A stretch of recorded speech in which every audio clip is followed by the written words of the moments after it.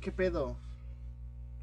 Eh, Esta es el segundo intento para grabar el segundo capítulo de esta especie de blog y espacio donde vamos a dedicarnos a hablar sobre cine mexicano, hablar sobre películas mexicanas específicamente o particularmente, porque también mencionaremos otros temas de repente, o nos saldremos, ¿no?, de la línea, pero bueno, este es el segundo intento porque pues tengo problemas con la memoria y todo eso, ¿no? Entonces se me está cortando mucho el video. Voy a ver, espero que esta vez ya no se corte y pueda. Ahí está. eh, Pueda hacer el video de corrido. Entonces, bueno, para esta segunda como ocasión en donde nos encontramos, pues tenía como la duda de con qué película seguir. Y yo quería hablar de Perfume de Violetas, pero bueno, estaba como entre Perfume de Violetas y Hablar de Perras, porque también estaba viendo como un video de análisis de esa película. Y como ya tiene tiempo que no las he visto así, creo que vale la pena, o valdría la pena como volverlas a ver y meditarlas un poco y ya después hacer el video sobre esas películas para no venir como tan en frío. Y entonces estaba como pensando qué hacer. Y últimamente traigo como esta, pues no obsesión, pero como en el último mes he visto como tres películas de Ripstein. Entonces me decidí por hablar de una película de Arturo Ripstein que es esta exactamente, Profundo Carmesí. Ahí está, vamos a hablar de esta película, la vamos a comentar súper rápido. Realmente no sé si es de las conocidas del cine mexicano. Realmente yo no había escuchado de ella hasta que en uno de estos videos que de repente me aparecen en YouTube de esos de las 10 películas que tienes que ver o las películas mexicanas de no sé qué, bla, bla, bla. Me apareció en uno de esos videos, entonces tenía ganas de verla y apenas la pude ver. Entonces, pues me decidí por hablar de esta película en este segundo capítulo. Salud. Eh, y también fue como estuvo padre o está haciendo que está padre como hablar de esta película porque pues seguramente no va a ser aquí la única vez que hablemos de alguna obra de Ripstein, de este señor, que pues, es toda una institución en el cine mexicano. Yo en lo particular no era como muy, o no soy como muy fan de su cine, pero sí me he tratado como de meter un poco más a ver ahí qué tiene. Y sí hay algunas películas que creo que son muy buenas y otras que no lo son o que a mí no me gustan, en lo personal no me gustan tanto, y a pesar de que sean como sus obras más reconocidas, ¿no?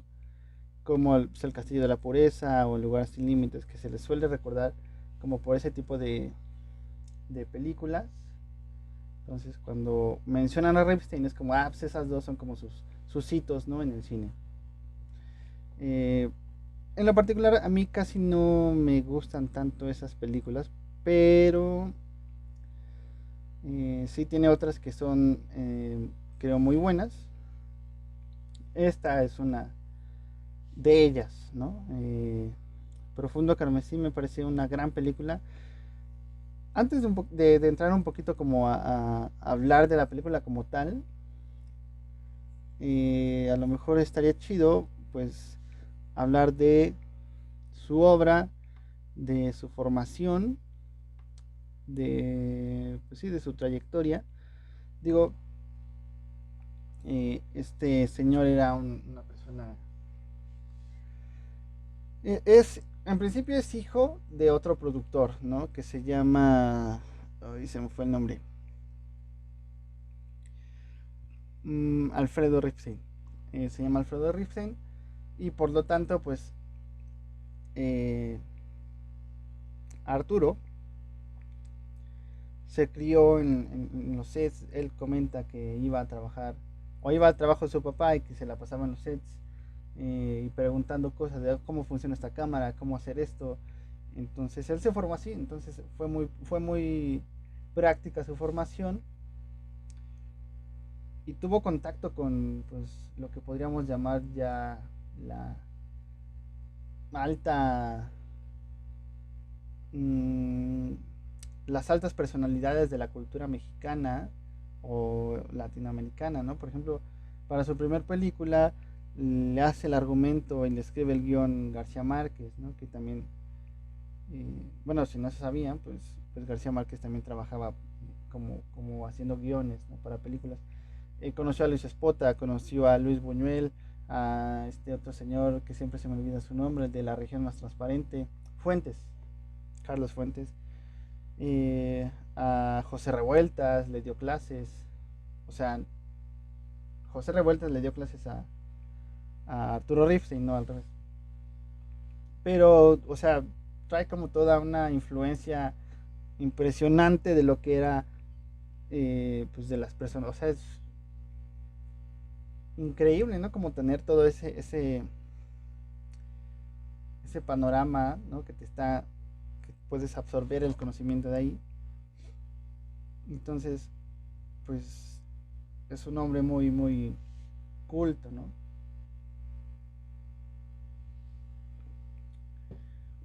Su primer película, creo es como del 65, entra a un festival como de cine independiente o de cine, como decirlo, experimental, donde él termina entregando un western, una película de vaqueros, porque pues, era lo que se vendía en ese entonces, ¿no? Pero tiene, pues, grandes películas, y grandes y muchas. Aquí, por ejemplo, tengo el Carnaval de Sodoma, que no la he visto, pero pues me llama la atención, habrá que verla. Eh, Aquí tengo también el Palacio Negro, que es sobre el Lecumberri, creo que es como un documental o algo así. Eh, la Ilegal, el otro, Juego Peligroso, las ya mencionadas y más famosas, El Castillo de la Pureza de 1972, El Lugar Sin Límites de 1978. Profundo Carmesí, la que vamos a hablar ahorita, es del 96. El Callejón de la Amargura del 2015. El Coronel no tiene quien escriba, que siento que es una de sus películas más aburridas. Eh, 1999. Yo recuerdo que hay una anécdota como de esa película. No me acuerdo, la escuché en televisión hace muchos años. Pero recuerdo que cuando se estrenó esta película, se estrenó en Los Pinos, o que hicieron una presentación como en Los Pinos, y fue García Márquez, y entonces García Márquez, o sea, termina la película, se queda como sentado así como en la sala o en el lugar donde estaba proyectando, se quedó sentado y después alguien se le acercó y le dijo, oye, ¿qué te pareció la película? Y le dijo, no, pues no me gustó, no, está horrible. Entonces, bueno, o sea, eso como anécdota nada más de García Márquez. La Virgen de la Lujuria del 2002, El Santo Oficio del 74, Así es la vida, que es una adaptación de una tragedia griega, si no mal recuerdo, Menea, que es del 2000, La Viuda Negra, que yo llegué a esa película porque en uno de estos videos de YouTube, cuando me ponía a investigar sobre el cine mexicano, ya tiene eso. Pero decía las películas prohibidas del cine mexicano, y esta era una de ellas, es de 1977. Y esa, por ejemplo, sí, a mí sí me gustó. Las razones del corazón, me salto a otra película, es del 2011, me parece una gran película, es una gran obra, y yo creo que es la que más me gusta de él. Es muy buena, es excelente en tanto actuación, dirección, tiene pues es muy característico de él también como estos grandes, estos planos muy largos, estas secuencias muy largas. Y entonces está constituida como por muchos planos secuencia así, ¿no? Eh, Esa seguramente voy a hablar después, pero regresando ya a la que nos compete el día de hoy, que es eh, Profundo Carmesí, del 96. Habría que mencionar que no es la única película, eh, bueno, más bien habría que empezar por mencionar que esta es una historia real, o fue una historia real, es una adaptación a una historia real de unos asesinos seriales. Entonces, pues les leo si quieren bueno, aunque no quieran lo voy a hacer, pero les leo la sinopsis de esta película, que dice: Coral es una regordeta y solitaria enfermera con dos niños pequeños e insatisfecha con su vida. Sus ansias amorosas la llevan a contactar a través de las páginas de corazones solitarios a otra alma sola que busca compañía, Nicolás. Este resulta ser un galán de pacotilla y bisoñé, que se dedica a seducir mujeres solitarias para robarles y matarlas. Coral descubre su juego y por estar con él, está inclusive dispuesta a ayudarlo. Coral se ha enamorado apasionadamente de Nicolás y lo deja todo para seguirle. Así comienza una extraña dependencia que culmina en genuino amor, ¿no? Ahí está. ¿De qué va un poquito la historia, no? Digo acá, como nos dicen, pues son Nicolás y Coral. En la vida real, estos personajes nefastos, asesinos, se llamaban... a ver, acá lo tengo. Raymond, Raymond Fernández y Marta Beck, que en los años 40 pues cometieron asesinatos, ¿no? El modus operandi era pues contactar a mujeres solteras, viudas, viejas, por medio de cartas, como por de estas como secciones que solía ver como en revistas, que justamente la sección se llamaban Los Corazones Solitarios, entonces por eso de ahí el nombre de estos asesinos. Entonces las contactaban, eh, les robaban, les quitaban el dinero y pues las mataban. Ahí ya hay un capítulo de Leyendas Legendarias donde tratan este tema. Entonces, pues si no lo han escuchado, vayan a escucharlo, o lo pueden escuchar, ¿no? Pero de ahí sale esta historia que termina siendo adaptada al cine. Y entonces lo que iba a decir antes de esto es que no es la única película que ha adaptado esta historia, ¿no? Hay otra del 2006 donde sale Salma Hayek, eh, que no es mexicana, es gringa, es estadounidense, que se llama Lonely Hearts, ¿no? Los corazones solitarios. Y ahí también sale John Travolta, por ejemplo. Mm. Eh, pero ahora sí, ya como entrando un poco más a la película realmente de Ripstein, pues está protagonizada por Regina Orozco y Daniel Jiménez Cacho, que pues ese señor está en todos lados. Es otra institución del cine mexicano. En cada película que pongo, ese sujeto está. Entonces es impresionante en todo lo que ha hecho. Deben de reconocerle ya, o hay que reconocerle ya su carrera. Es larguísima, está en todo, realmente está en todo. No sé cómo le haga ese señor para trabajar tanto. Eh, pero bueno, acá está de protagonista No sé si sea como su mejor papel, su mejor actuación. Yo creo que no. eh, Porque bueno, la película, pues al ser una película como de asesinos seriales, pues tiene como un toque de suspenso, de drama. eh, pero lo que sí me gustaría como comentar, o es al menos como la impresión que a mí me da el cine de Rifting, es que no es realista. Eh, no pretende,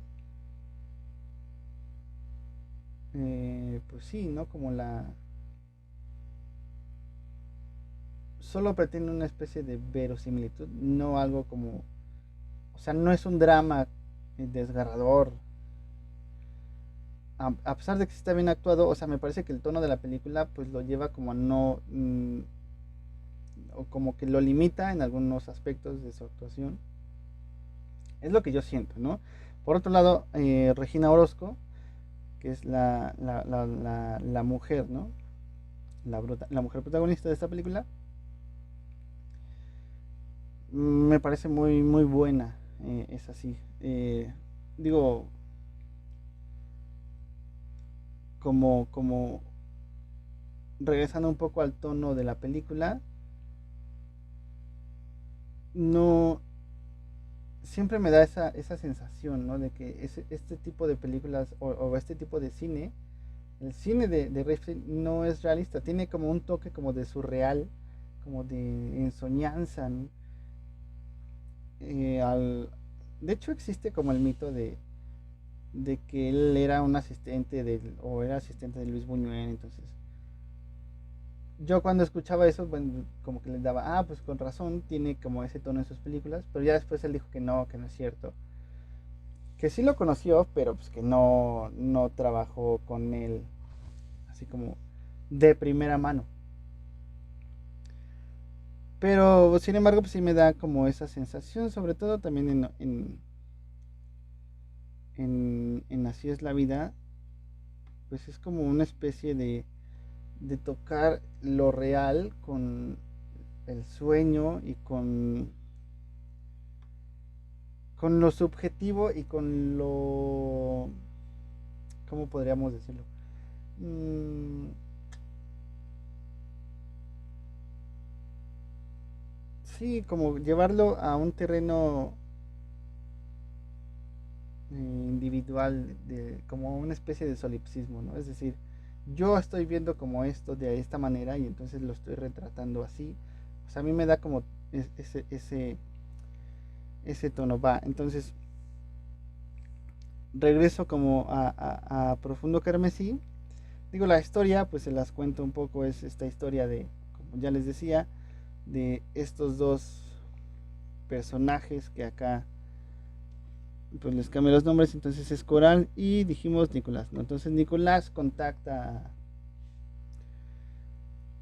bueno, paréntesis, a lo mejor a mí lo que me da la sensación, incluso podríamos decir, es una especie como de realismo mágico, lo puedo caracterizar así, ¿no? No es real, pero tiene ahí esa línea, ¿no? Está siempre jugando como en esa línea de lo real y lo que no es real, en la percepción subjetiva de una persona, ¿no? Pero bueno, ahora sí ya. Me gustó como esas palabras. Entonces, regresando a la historia, es la historia, Nicolás contacta a Coral, Coral tiene dos hijos, es una señora gorda, que eso sí está muy marcado en la película, es decir, está muy marcado no solo porque es gorda y aparece en pantalla, sino porque todo el tiempo hay como insinuaciones a eso por parte de otros personajes y por parte del mismo Nicolás. Y se nota, ¿no? Que ella tiene como ese complejo. En la historia real, se supone que esta señora sufría de alguna especie como de enfermedad, entonces, a lo mejor de la tiroides, pero sí tenía un mal, una enfermedad que pues por eso era su complexión y su peso. Pero bueno, eh, la contacta para sacarle dinero, le roba, eh, y ella pues por una especie de soledad y un deseo desenfrenado y una visión alterada de la vida, en tanto que se la pasaba como leyendo. Esto también tiene que ver con la historia real. Historia real, se la pasaba leyendo como historias románticas. Y es como una Madame Bovary. Pues como que tiene esta idealización del amor. Entonces conoce a Nicolás. Eso está planteado en la película. Eso está muy bien planteado. O sea, en cuestión de. O sea, no se toma como mucho tiempo en decirlo, pero sí te lo plantea. Entonces creo que eso es un buen acierto en la película. Y me gusta, por ejemplo, hay una escena cuando Nicolás llega y entonces está en la puerta. Que tiene, creo que Rifting también tiene como mucho eso de jugar como con la perspectiva. Entonces ponemos la cámara aquí y te voy a señalar la puerta, entonces se va a alcanzar a ver una parte de un cuarto y después vamos a pasar a la sala y después hasta el fondo va a estar la puerta para salir a la calle, ¿no? Entonces hay una escena justamente donde llega Nicolás con su sombrero, entonces se alcanza a ver nada más la silueta en la puerta de Nicolás. Esa escena también me parece que está muy, muy bien lograda. Tiene muy buenos encuadres, muy buenas, ¿cómo se llaman? Eh, Ay, se me fue la palabra. Pero tiene muy buenos planos, ¿no? Sí, de repente tiene muy buenos planos. Entonces, Nicolás le roba, después se va de su casa y pasa algún tiempo.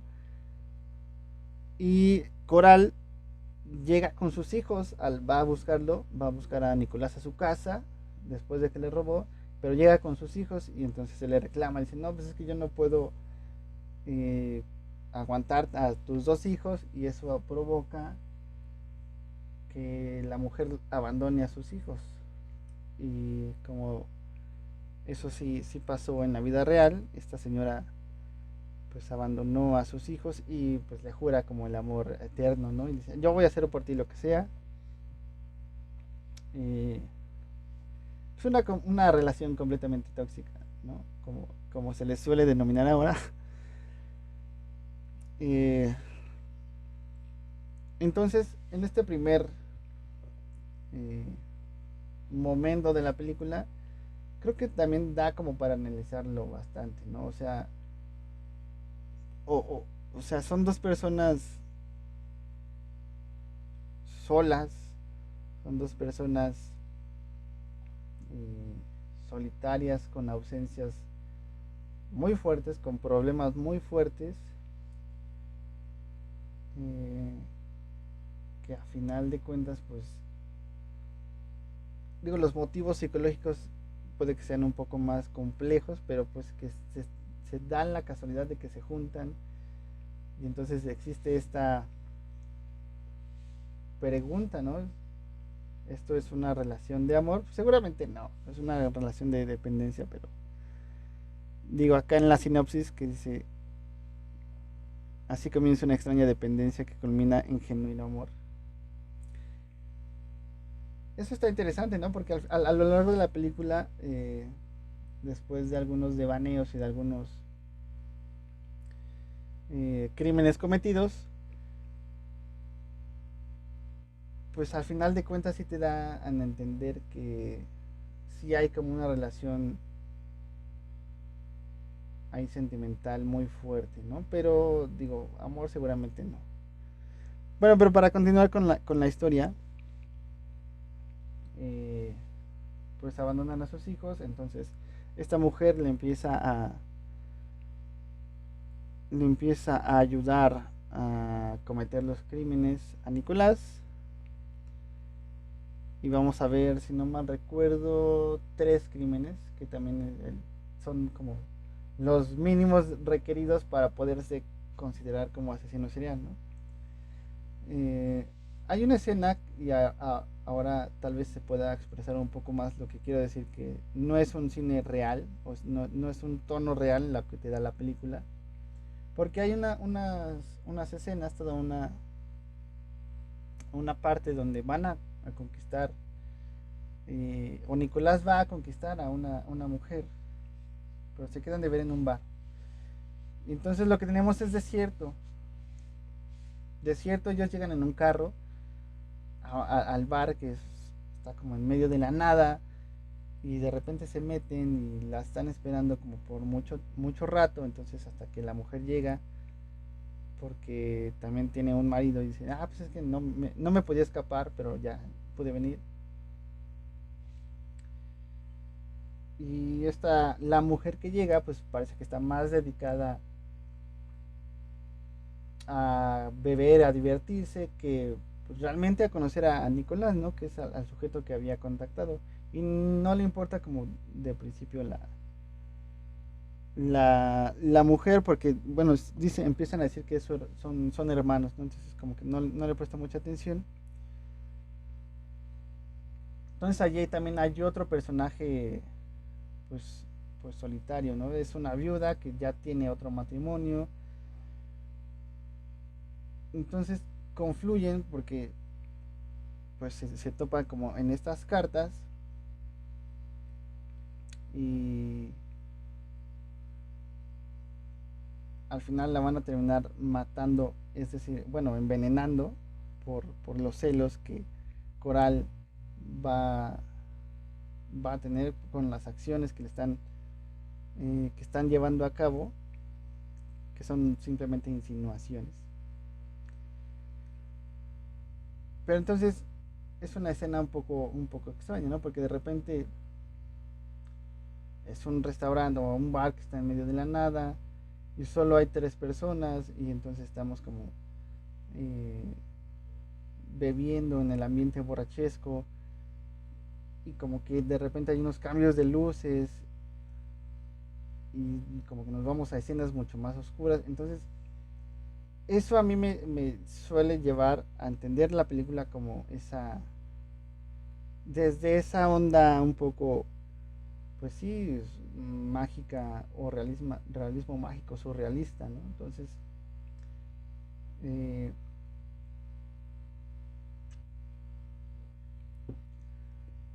un poco más adelante también van a ir con otra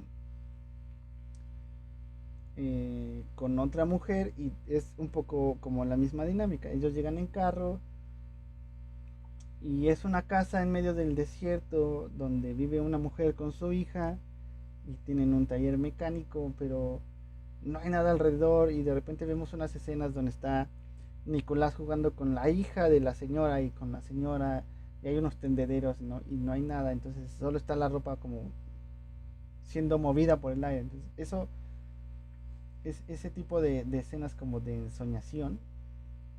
Siempre me llevan como a pensar que es una especie de cine surreal, ¿no? No sé si Ripstein haya como dado ese tipo de declaraciones, pero a mí me da esa sensación. Eh, ¿Qué más habría que comentar sobre esta película? Ganó algún Ariel, 8 Arieles, incluyendo mejor actor, mejor actriz. Eh, Fue reconocida en Sundance y ganó 3 premios en el Festival de Venecia. Entonces es una muy buena película. A lo mejor el final no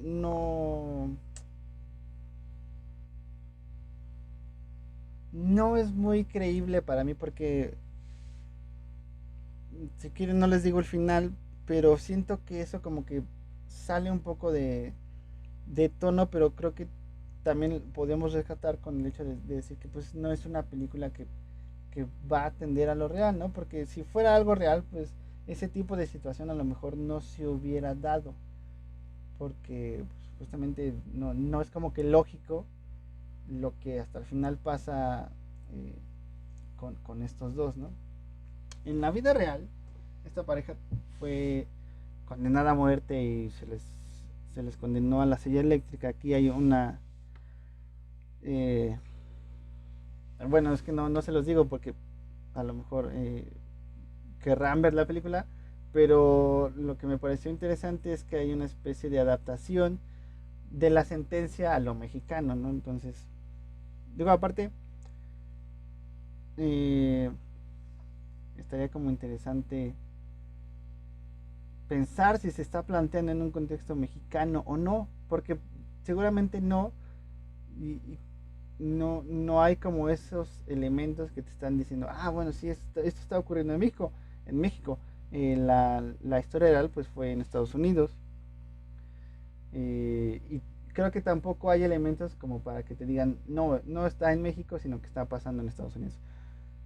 Por eso creo que no es un cine pues ahí extraño, ¿no? Surreal. Pero esta vez, como esta vez no les voy a contar los, los spoilers, no les voy a contar al final, para que vayan y la vean. Es más, voy a buscar eh, si está por aquí en internet o en YouTube. Y si está, les digo porque, como les comentaba la vez pasada, como que hay que estar buscando constantemente las películas. A ver, vamos a buscarla, Profundo Carmesí. Película completa. Aquí está. A ver. Mm, mm, mm, a ver. Sí hay que darle su buena buscada, pero aquí, pues así no. Luego no me aparece, me aparecen puros clips. Entonces, aquí está. Sí está. Entonces, pues si quieren, denle una googleada. No les digo en qué acaba. Muy buena película, muy buenos actores, muy buena dirección de parte de Arturo Ripstein. Creo que es una de las películas de este director que sí me convenció, sí me ha gustado. Y pues, ¿cuánto le doy? Vamos a empezar a calificar las películas. De un 10, yo creo que esta le doy un 8. Un 8 también ahí hay como una especie de... Pues no sé si crítica o no, pero ahí como que también se tocan temas de religión. Entonces, ese está chido. No les digo un poco, no les digo más como también para evitarles como los spoilers. Creo que la premisa pues solo se las desarrolló un poco, ¿no? Esta pareja que se conoce, que los dos son personas pues de alguna manera enfermas y solitarias que se conocen, empiezan a cometer crímenes y bueno, una cosa lleva a otra y pues ahí está, ¿no? También si quieren ver el capítulo de leyendas, pues vayan a verlo. Y si no, pues también pueden investigar sobre el caso real, ¿no? También por su cuenta. Pero entonces, acá está el segundo capítulo con Profundo Carmesí del 96, dijimos, ¿no? Sí, 96. Y pues ahí está, se las dejo como recomendación. Vayan, véanla, consuman cine mexicano, porque si no consumimos cine mexicano, vamos a seguir teniendo una mala idea de él. Y si ya tienen una mala idea del cine mexicano, pues creo que esta es una que les puede gustar, ¿no? Eh, Aparte es una historia que sí te atrapa, ¿no? O sea, no está Porque como suele haber como extremos, ¿no? Es como de, o el cine mexicano comedia romántica, o el cine mexicano muy experimental. Por ejemplo, estaba viendo Japón, que, híjole, Dios,